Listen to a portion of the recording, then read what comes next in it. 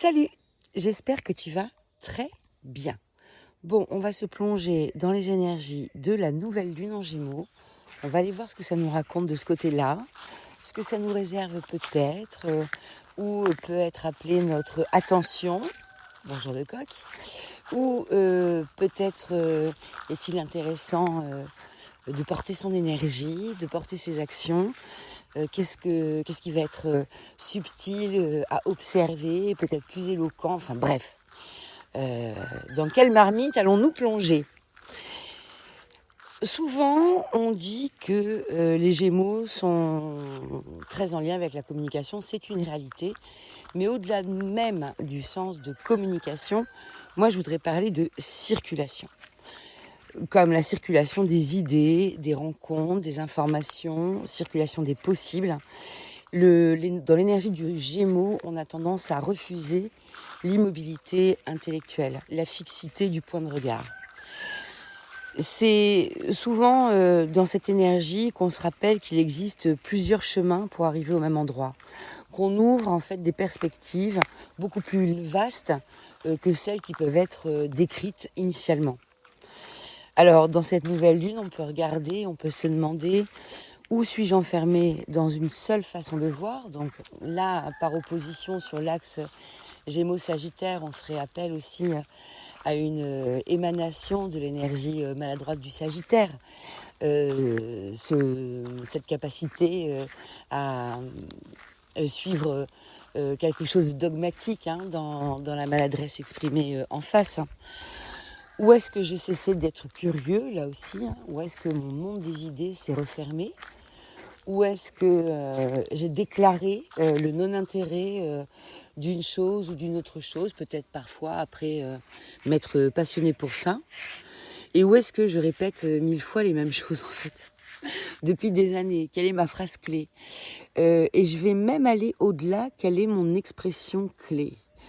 Dans certaines expressions langagières que nous utilisons, en fait, parfois, enfin, moi j'aime bien voir ça comme ça, on est en train aussi de faire parler un héritage d'idées, un héritage communicationnel.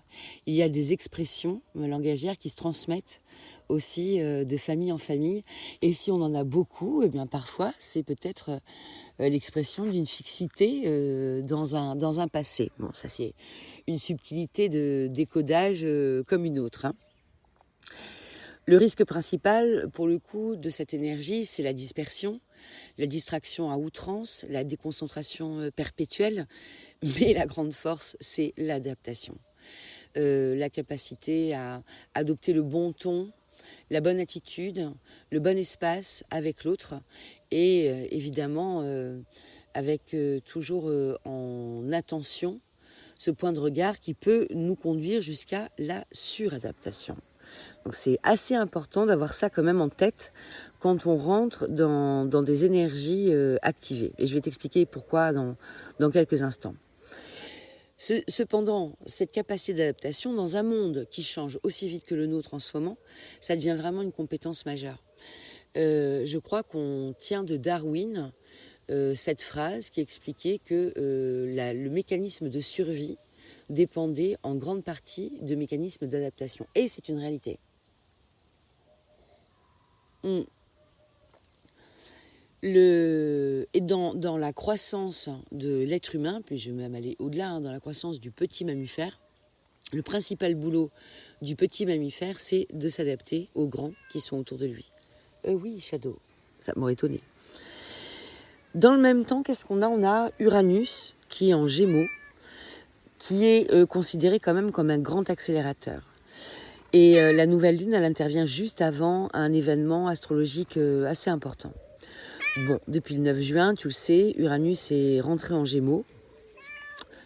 J'ai un doute sur ma date, là, tout d'un coup. Non, je ne sais plus. Je ne sais plus, mais non, j'ai dû me tromper de date, là. Je reverrai ça pour corriger. Là, ça me semble incertain. Uranus, enfin en tout cas ça fait pas très longtemps qu'il y est, ça je peux te le confirmer. Uranus symbolise en fait tout ce qui va être les ruptures, On l'appelle le disruptif aussi, hein. Donc le disruptif, le pourvoyeur de chaos. On a des tas de petits noms sympas à lui donner. Qui nous, évidemment, nous surprennent, parce que c'est un peu son job numéro 1, de nous surprendre, et nous propose souvent des grandes nouveautés dans notre paysage, hein. Il y a vraiment des choses particulières, alors ni bonnes ni mauvaises, hein, ça aura évidemment des résonances plus ou moins agréables pour chacun d'entre nous, mais à la base, l'événement n'est pas connoté ni bon ni mauvais. C'est nous qui allons, en le contextualisant avec notre situation de vie, finalement lui donner cet aspect agréable ou désagréable, hein, parce qu'il y a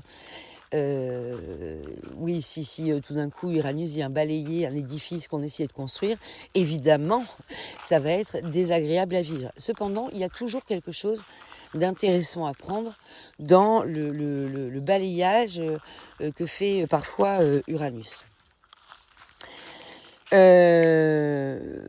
Uranus dans les Gémeaux qui pardon, je bafouille, qui donc symbolise les échanges, les réseaux, les connaissances, les déplacements, cette fameuse circulation.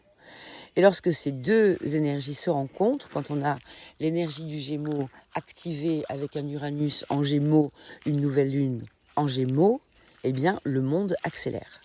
Il accélère tellement que pour une fois, je vais être assez en avance, enfin à peu près en avance pour enregistrer ce podcast. Enfin, tout est relatif. C'est parce qu'elle se tiendra, cette nouvelle lune, le 15 juin, donc lundi matin à 4h55 du matin. Donc au point de rosée, en ce qui me concerne, quasiment. Enfin, j'ai pas regardé à quelle heure était le point de rosée, mais on doit pas en être loin.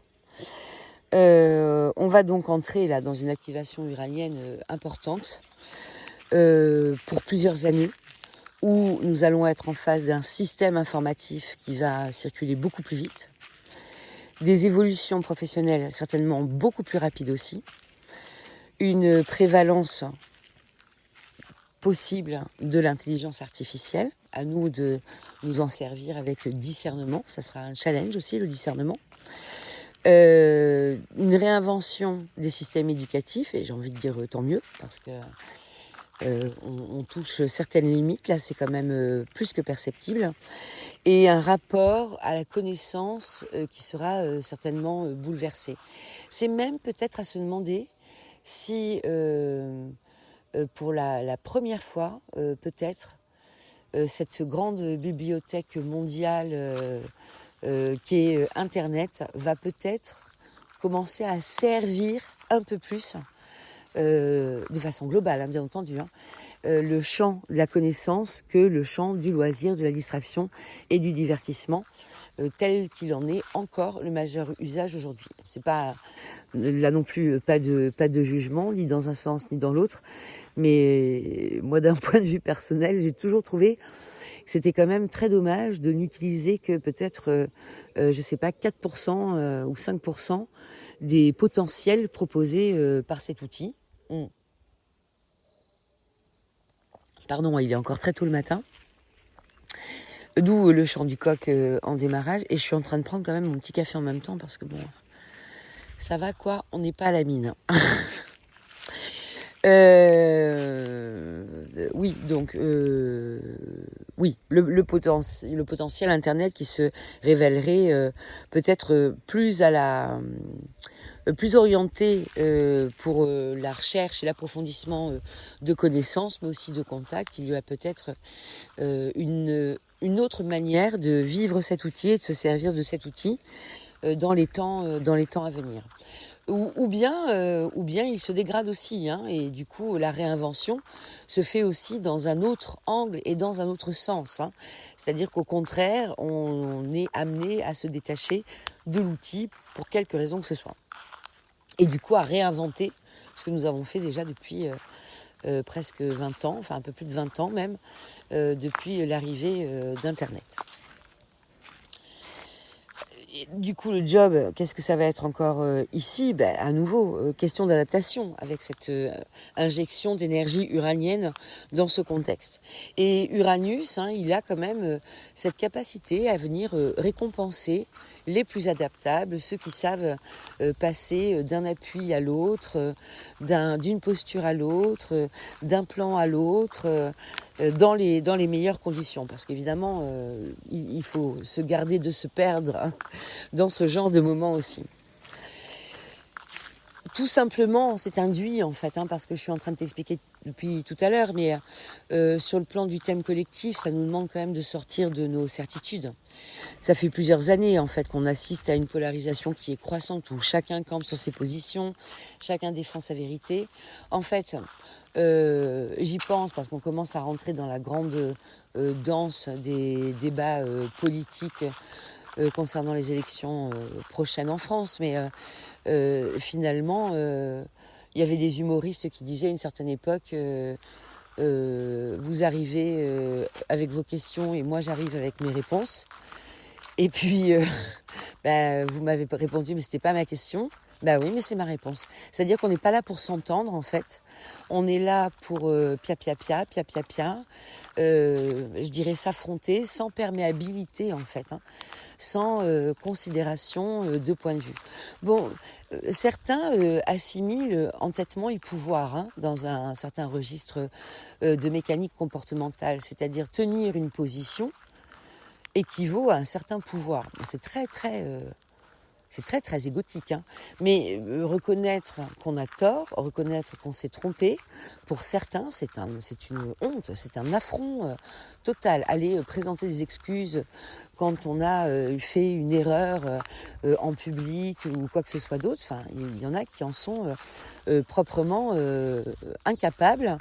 Ils vivent cet acte-là comme une forme de perte de pouvoir personnel. Bon, c'est des rigidités, évidemment, qui s'expriment, mais alors sans aller dans ces extrêmes-là, mais où en nous, quelque chose est un peu inflexible, en fait. L'énergie du Gémeaux, elle vient casser ça. Elle vient un peu mettre de la souplesse, de la rondeur dans la fixité mentale, dans le statisme individuel que nous portons tous à un endroit ou à un autre. Des croyances aussi inamovibles ou des croyances qui prennent aussi trop de place et qui sont difficilement jouables. Bon, alors évidemment, on peut étendre notre propos au phénomène sectaire, où les contraintes issues du milieu sectaire sont extrêmement difficiles à suivre, parfois pour les adeptes de cette même secte, mais mécanisme d'emprise oblige, et surtout croyance indéboulonnable inside, on obéit à plein de contraintes, pas nécessairement justifiées. Donc là, peut-être aussi un assouplissement ou des révélations concernant des démantèlements sectaires. Ça pourrait aussi, il pourrait aussi être question de ça. En fait, on devient un peu des explorateurs intellectuels, mais que nous pouvons associer si on a l'énergie d'aller tendre jusqu'à l'équilibre de l'axe complet Gémeaux-Sagittaire. Ça peut être aussi des explorateurs d'un espace plus ou moins lointain. C'est-à-dire qu'aussi bien explorateur horizontalement dans notre environnement immédiat, mais l'explorateur, c'est aussi celui qui sait porter un regard nouveau sur les choses. C'est celui qui est capable de se dire tout d'un coup, et je vais faire une aparté d'ailleurs aussi dans un instant sur un prolongement de ce sujet, mais l'explorateur, c'est celui qui remarque tout d'un coup quelque chose de très joli sur son trajet quotidien du travail. Ça fait déjà 8 ans qu'il passe devant matin et soir, mais là, il vient juste de le voir, quoi. Il l'avait jamais vu avant. Alors, pourquoi, comment, est-ce que il est passé à côté parce qu'il était préoccupé? Est-ce qu'il ne l'a pas vu parce que... Shadow, il a une feuille sur son pelage. Elle a la forme d'un cœur. Non, mais trop beau, quoi. Trop beau. Est-ce qu'il l'a pas vu parce qu'il y avait un obstacle qui gênait son angle de regard, etc., etc. Bon, mille et une réponses possibles. Enfin, tout d'un coup, il le voit, quoi. Il le voit. Et dans ce tout d'un coup, tu as cette irruption uranienne qui vient te changer ton décor. Et peut-être même qu'en observant cette belle chose sur son trajet quotidien, qu'il nourrit à présent sur son trajet en vélo, comme une forme de point check de cette belle chose à laquelle il fera un clin d'œil intérieur pour les années à suivre. Donc, en fait, ça change, l'exploration change toute une énergie.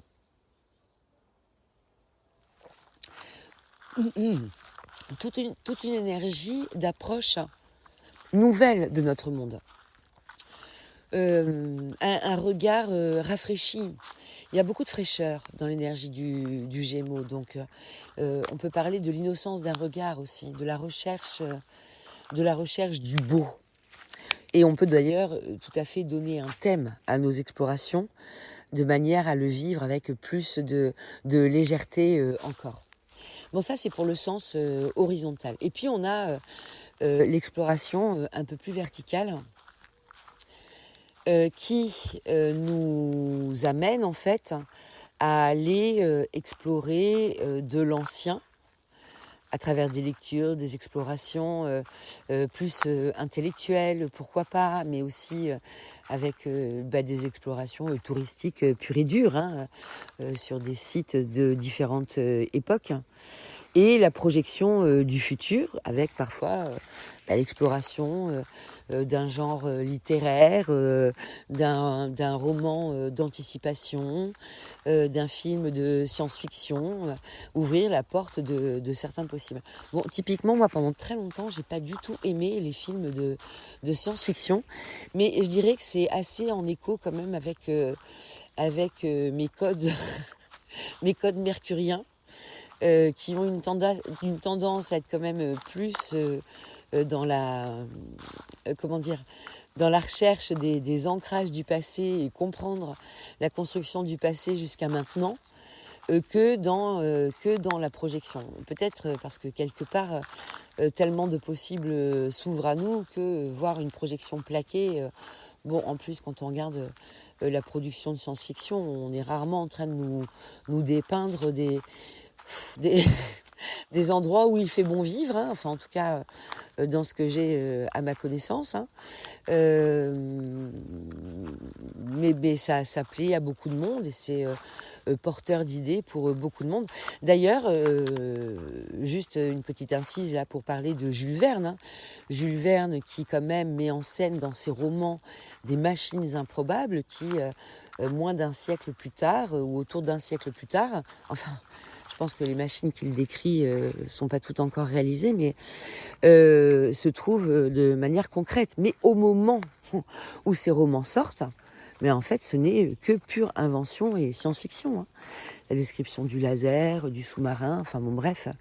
Il y a dans l'œuvre de Jules Verne quelque chose que moi je mets en parallèle avec l'œuvre de Léonard de Vinci, c'est-à-dire une capacité de projection dans l'avenir, vers l'avant, qui est pas au parfum de la science-fiction telle qu'on la produit aujourd'hui. C'est le fruit d'une réflexion. Alors évidemment, la science-fiction qu'on produit aujourd'hui est aussi le fruit d'une réflexion, mais c'est quand même moins sombre, hein. Je trouve que c'est quand même moins sombre. Il y a plus d'humanité que dans ce qu'on peut trouver aujourd'hui comme réalisation. En tout cas, dans ce que je connais. Donc grand mouvement. Et peut-être qu'ici, on peut se poser la question de que suis-je prêt à apprendre, à comprendre, à transmettre ou à raconter différemment. Car ici, tu l'auras compris aussi, hein, on est tout sauf dans l'incertitude. C'est un moment vraiment propice à l'ouverture de certaines questions existentielles qui ne se sont peut-être jamais présentées jusqu'à présent aussi. Et cette énergie nous rappelle que la vie avance souvent davantage grâce à une bonne question que grâce à une réponse définitive. Ça, c'est important. Je vais reprendre, comme j'ai fait à l'apéro papote dernier, le principe des phrases fortes, je pense. C'était pas mal pour faire les petites synthèses. Du coup, je vais redire celle-là parce que je trouve que c'est une phrase forte. La vie avance souvent davantage grâce à une bonne question que grâce à une réponse définitive. Donc, autorisons-nous les ouvertures de champ et les potentiels de changement d'avis. Ça semble intéressant. Alors, parce que j'ai pris mes notes modernes, mais bon, notes modernes dans une main, café dans l'autre, voilà. Dans cet espace de communication, de circulation, de dialogue ouvert dans l'énergie du Gémeaux, il y a la grande ouverture de ce que nous racontons au monde. Parce qu'ici, on gouverne aussi la parole. Et on vit dans un monde où, magnétiquement parlant, les mots créent des réalités. Pour mémoire, cette première phrase des textes anciens, au commencement était le verbe. Voilà, au commencement était le verbe. Nous avons besoin de conceptualisation, donc de mots, de verbiage, pour créer. On pourrait aussi reprendre Lavoisier, mais je la fais toujours dans le mauvais sens, mais rien ne se perd, rien ne se crée, tout se transforme. Nous transformons une réalité avec le pouvoir de nos mots. Et regarde, rien de plus criant que la mode d'ailleurs à cet endroit-là, hein, où on dit dans les années 70 que le pas de def c'est beau. Donc on crée une beauté ici à un vêtement surprenant. Et puis après, on dit que c'est ringard, donc on sort du truc pas de def. Et puis après, on dit que c'est rebeau. Et à nouveau, c'est beau. Typiquement, c'est une réalité qui se transforme grâce au pouvoir de nos mots, grâce à des courants de communication, des articles de mode, des coupures de magazines, des petits reportages à la télé. Voilà, on a transformé, en fait, l'énergie renvoyée par un objet à peu près identique d'une époque à l'autre. Alors cette nouvelle lune, elle nous demande quelle histoire te racontes-tu sur toi-même ? Ou quelle histoire racontes-tu sur toi-même ? Comment tu te présentes au monde ? Quelle histoire racontes-tu sur tes capacités ? Sur quoi tu t'es dit ah ben non, mais ça c'est pas du tout mon truc, je sens que j'y arrive pas. Moi je me suis auto-proclamée nulle en maths, jusqu'au moment où en terminale, bon évidemment littéraire, hein,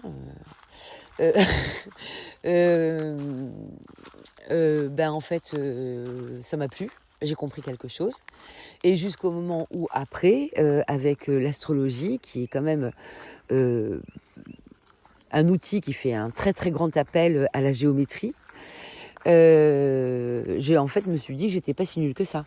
Mais dans ma projection du monde, dans ma projection familiale, j'étais nulle en maths, je me suis auto-proclamée nulle en maths, et de ce fait, j'en ai jamais foutu une ramée en maths, quoi.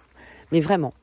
Et bon, je n'ai pas ni regret ni non-regret, mais bon, avec le recul, je me dis en fait c'est un peu bête parce que il y a un environnement fascinant dans les maths. Alors pas forcément toujours comme c'est présenté par nos systèmes pédagogiques actuels, mais il y a quelque chose de fascinant dans les maths, dans la géométrie, il y a beaucoup de spiritualité quelque part dans les mathématiques, beaucoup de magie dans les mathématiques.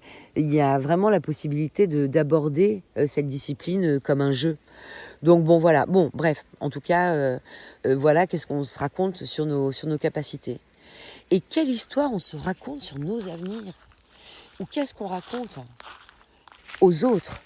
Quelle est la vision de notre avenir ? Qu'est-ce qu'on a mis comme graine dans notre pensée, dans notre intellect ? Qu'est-ce qu'on est en train de semer pour notre avenir ? Et ça j'aime bien ça aussi. J'aime bien ça. Alors ça demande à observer ses pensées. ça demande à aller toucher de façon parfois un peu inconfortable les limites que nous nous sommes créées. Ah oui, bah tiens, justement, comme je m'étais auto-proclamée nulle en maths, ben, je pensais que je pourrais jamais faire médecine. Du coup, je me suis orientée vers l'école d'infirmière. Et puis aussi, pour autre chose, c'est que je pensais que je m'ennuierais à l'université, que j'aurais peut-être du mal à m'organiser pour suivre le travail.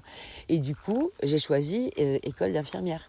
Parce qu'au moins, il y avait une alternance entre théorie, pratique, qu'on était quand même dans une action assez immédiate. On n'était pas en train de rester uniquement assis à absorber du contenu. Il y avait un rythme, un encadrement un peu plus sérieux, enfin un peu plus sérieux, un peu plus présent en tout cas qu'en université.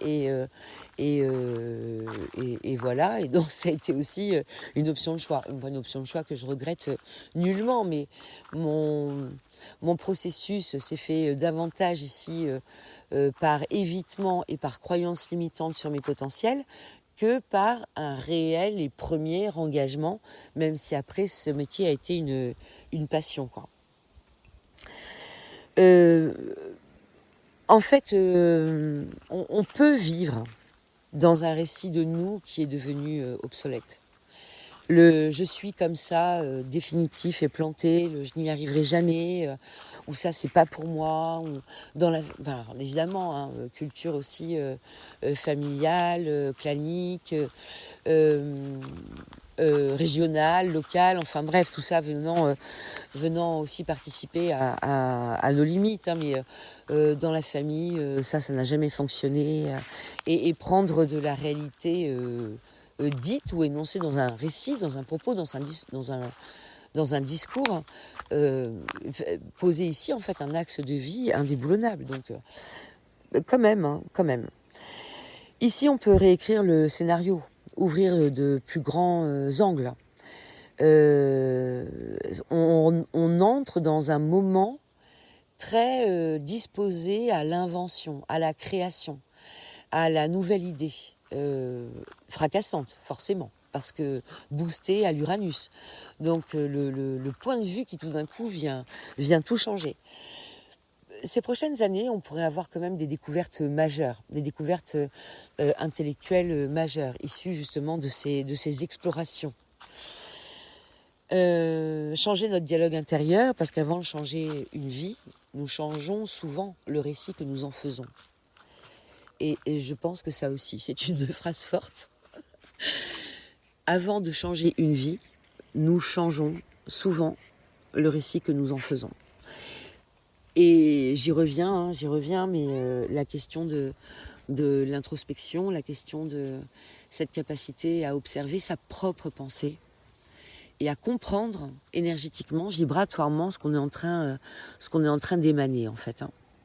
Alors il y a beaucoup d'opportunités en fait dans ce cycle, parce que les Gémeaux sont liés au commerce, au réseau, à la visibilité, à la transmission, à la formation. Donc ça vient toucher tout ce qui est contenu, réseaux sociaux, enseignement, écriture, communauté, les podcasts, les YouTube, etc. Là, on est à fond ici. Ça pourrait être comme un nouvel élan. Alors, la question, ça serait pas qu'est-ce que je vais vendre si on est en train de se poser ces questions-là, mais quelle conversation ai-je envie d'ouvrir ? Parce que les espaces de prospérité commencent quand même souvent par une rencontre et une discussion issue de cette rencontre, une idée qui peut être partagée vraiment au bon moment, un message envoyé, une porte ouverte, un chemin sur lequel on s'engage. Et les plus grandes opportunités arrivent parfois par des chemins très très inattendus.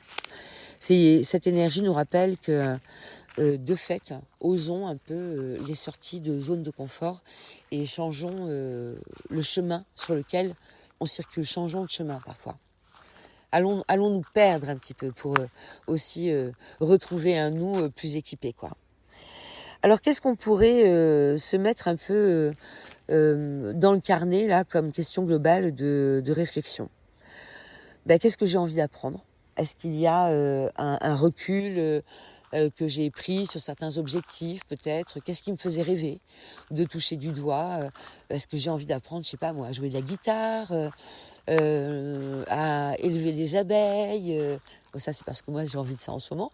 Qu'est-ce que j'ai envie d'apprendre?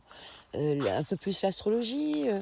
J'ai envie d'apprendre une autre méthode. Le coup des méthodes, ça c'est chouette. La recherche de méthodes, l'exploration des méthodes, ça c'est super intéressant. C'est super intéressant parce que trouver une méthode, c'est aussi se prémunir de la dispersion. Donc c'est pas mal d'être à la recherche de sa méthode personnelle aussi un peu en ce moment, quoi. Quelle compétence pourrait transformer mon avenir? Quel est ce talent de moi, cette compétence de moi, peut-être à côté de laquelle je suis passée jusqu'à présent ou que j'ai pas exploité complètement à mon avantage? Quel projet mérite d'être raconté encore plus? Quelle idée sur mon avenir, sur la création que je suis en train de conduire mérite d'être creusée, développée? Ou de créer une branche aussi en arborescence, hein, ça fait partie aussi de la question. Quel récit limitant suis-je sur le point d'abandonner? Qu'est-ce que j'ai plus envie de me raconter en fait? Quel est l'aspect de ma vie avec lequel j'en ai soupé? Le truc avec lequel je me dis non, c'est bon, c'est toujours le même scénario. C'est toujours le même scénario, où que ce soit. Hein. On te propose un poste, t'es là, t'hésites, tu sais pas trop si tu dois quitter ce que tu connais pour l'instant, et puis finalement, quand tu te décides, il est trop tard. Où tu rencontres quelqu'un, au début c'est super, et puis en fait, très vite, t'as un truc qui te stresse, et tu te crispes, et puis tu finis par devenir odieuse, et puis forcément, la relation, elle s'arrête. C'est quoi ton schéma à toi? C'est quoi ton schéma qui est balisé par des croyances limitantes et qui t'amène, pour le coup, à reproduire en fait les mêmes scénarios à quelques nuances près? Oui, parce qu'on va quand même aussi un petit peu se rassurer. Le même scénario, non. On n'est jamais tout à fait dans l'exactitude du scénario. On a toujours des petites nuances. Et ces nuances sont importantes parce que, quoi qu'il en soit, quand les scénarios se répètent, il y a quand même toujours une part d'évolution à l'intérieur. Donc on n'est pas non plus en train de se dévaloriser pour ces patterns qui vont nous sauter aux yeux tout d'un coup, quoi. Où ai-je besoin de retrouver aussi davantage de légèreté? Parce que si je retrouve de la légèreté, je retrouve de l'ouverture d'esprit. Et si je retrouve de l'ouverture d'esprit, je viens comme changer un peu l'eau du bocal de ma pensée. Je viens ouvrir une porte que je n'avais jamais ouverte jusqu'à présent. Et puis, quelle rencontre, au singulier ou au pluriel, pourrait changer ma trajectoire? Comment souhaite-je? Non. Comment est-ce que je souhaite être entourée? Par quel type de personne? Par quel genre d'énergie? Qu'est-ce qui me fait envie? Quels sont pour moi les personnages inspirants que j'entends parler, que je rencontre, inspirants comme, je sais pas, ce boulanger qui est en train de mettre une passion incroyable dans le choix de ses farines, dans la création de son levain. Comme, je sais pas, un grand-père, une grand-mère qui travaille à son potager depuis 15 ans pour obtenir une fraise comme ci, comme ça, et qui a mis plein d'énergie. Comme des personnages qui peuvent être plus médiatiques, qui à un moment donné ont eu une parole, ont eu un geste, une posture qui a trouvé un écho de noblesse sous notre regard. Et nourrissons en fait ces images positives. Trouvons quelque part nos modèles. Et j'ai envie de dire, c'est pas trop grave si en fait il y a un écart entre ce que nous voyons et la réalité. C'est pas très grave si en fait le modèle qu'on choisit dans le temps, il s'avère peut-être pas si noble que ça. Pourquoi c'est pas trop grave? Parce que en fait, il faut conserver surtout ce que ça a fait naître à l'intérieur de nous. Comment ça nous a enthousiasmés, ce qu'on a trouvé séduisant ou inspirant chez l'autre. C'est ça qu'il faut conserver. Après, si on est dans des dynamiques où on a fait de nos personnes inspirantes des idoles, c'est autre chose et ça pose la question du libre arbitre, de la souveraineté personnelle, mais on va être aussi un peu challengé par ça juste après la nouvelle lune, parce que Vénus est rentrée en Lion. Et qui dit planète qui rentre en Lion, dit se trouve opposé à ce qui circule au début du signe du Verseau. Et qu'est-ce qu'il y a là? Il y a Pluton. Donc Vénus, opposition Pluton. Le moi-je contre le nous tous, quelque part. Hein. Alors le moi-je de la Vénus en Lion, je vais expliquer. Hein. Je vais mettre de l'huile sur tout ça. Et le nous tous du Verseau. C'est l'arrivée, on pourrait dire, d'un roi mal aimé face à une foule en colère. Vénus en Lion, dans son expression maladroite, elle arrive avec une dynamique dominante, un peu autoritaire. Hein, elle a beaucoup de pouvoir ici. Sa manière noble d'entrer ici, bien normalement c'est tout en majesté. Et la majesté avec cette générosité des bons rois, des bonnes reines, des bons souverains et par extension ce qu'on va appeler aussi les bons directeurs, les bons managers qui sont dans un rapport à l'humain et qui dans le même temps sont en train de recevoir beaucoup de respect, beaucoup de reconnaissance de la part des gens avec lesquels ils évoluent au quotidien, hein, dans ces dynamiques-là. Le lion bien orienté possède un pouvoir de rayonnement juste magnifique, donne beaucoup de générosité dans l'énergie du lion. Mais quand on est en train de toucher la maladresse de cette expression-là, c'est regardez-moi, quoi. Regardez-moi, quoi qu'il en coûte. Et je vais t'obliger à me regarder. Tu vois, tous les pays où on a des cultes de la personnalité, là, avec les statues immenses à la gloire de tel ou tel dirigeant, c'est cette forme de communication hyper centrée sur la capacité d'un homme. Enfin, bref, on en transforme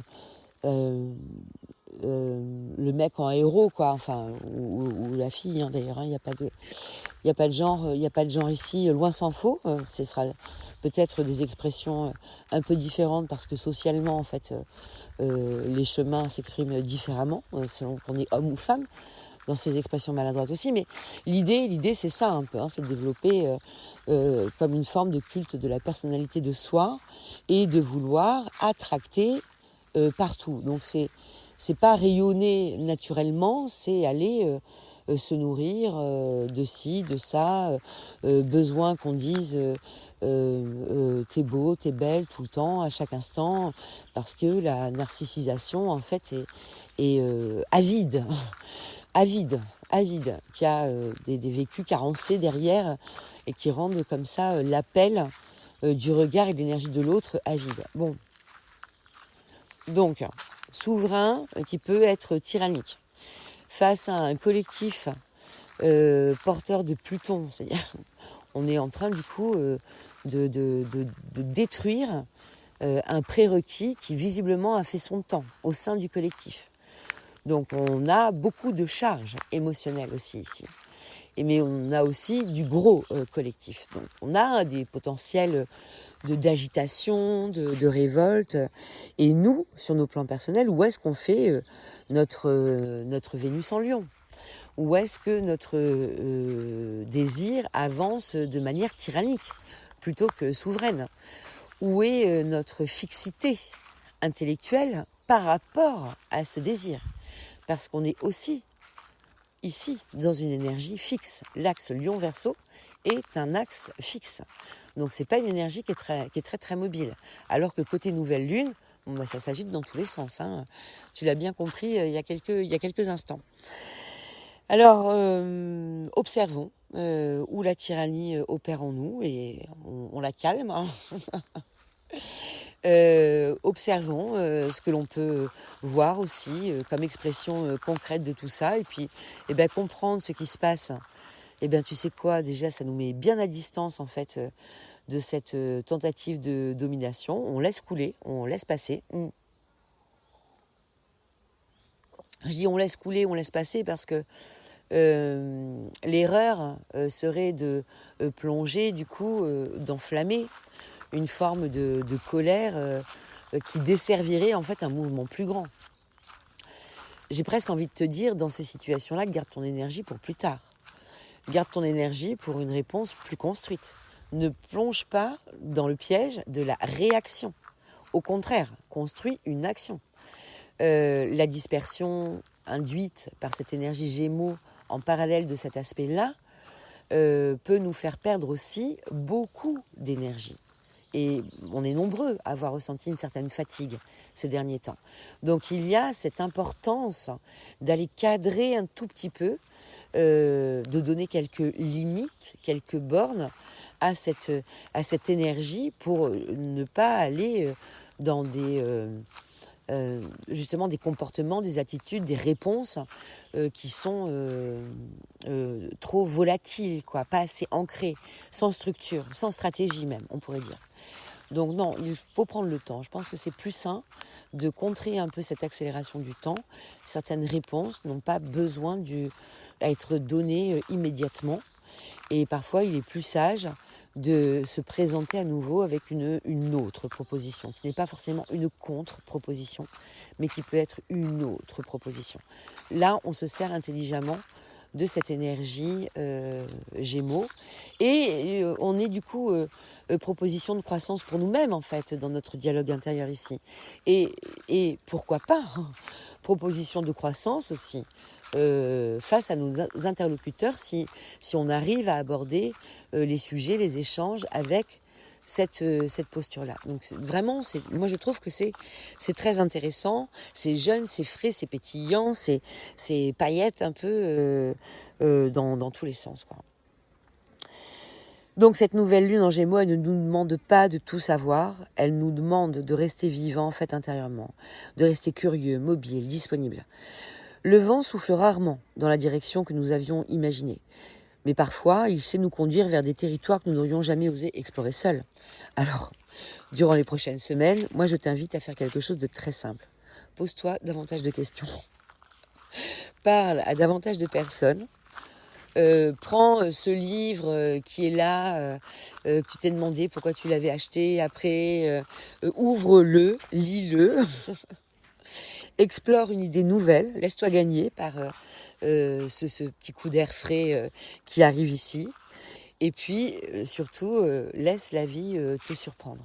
Donc, c'est tout le contraire d'être crispé. Hein. En fait, là, on va développer une certaine souplesse sur les genoux, une certaine flexibilité de nos articulations. Il y a cette adaptabilité qui est ici tout à fait attendue, quoi.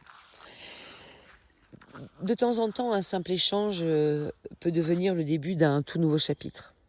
Je pense que ça va être une nouvelle lune très intéressante, vivante et pétillante, au cours de laquelle il y a beaucoup d'opportunités qui se présentent et des propositions de chemin, de traverse, peut-être un peu d'école buissonnière. Pourquoi pas, mais il y a quelque chose comme ça dans l'air. Moi, je trouve ça pour ma part assez réjouissant. Même si, évidemment, le job ne se fait pas tout seul parce que ces capacités d'adaptation sont inhérentes et que on peut être plutôt adaptable, mais on a souvent un point ou deux points de nos vies qui nous rendent assez peu flexibles. Donc, on peut faire le job aussi là-dessus, mais on peut aussi questionner l'adaptation sur ces points-là. Hein. Parfois, s'adapter n'est pas requis, dans le sens où s'adapter à des choses inacceptables, ça n'a jamais été une option très très intéressante. Donc c'est ça que je voulais dire. J'ai failli oublier de le dire. Dommage, ça aurait été dommage. Mais de l'adaptation à la suradaptation, où est-ce que j'en suis en fait par rapport à mon centre? Quel est mon point de bascule dans cette adaptabilité? quelle est la transition qui peut s'avérer pour le coup peut-être too much en fait. Donc mes valeurs, mes rêves profonds, ce qui compte pour moi, ce que je priorise, si je dois adapter ces fondamentaux, que je me questionne vraiment de la pertinence de l'adaptation à ces fondamentaux. Certains n'ont pas à bouger. Certaines postures n'ont pas à se transformer parce qu'elles sont saines et qu'elles sont salvatrices de notre physique, notre psychique aussi. Toutes les expériences ne sont pas à vivre. Toute expérience n'est pas nécessairement bonne à prendre. Donc dans cette adaptation, voyons comment nous pouvons surtout rester en axe avec nos valeurs fondamentales qui sont de tout temps à jamais en fait nos piliers d'humanité. Voilà, bon évidemment. Oh là là là là là là, mais j'étais drôlement longue ce matin. Ça veut dire que j'ai déjà mis en l'air une partie de mon planning, bon c'est pas grave. On va s'adapter. Évidemment, je ne t'ai pas tout dit. Je t'embrasse bien fort.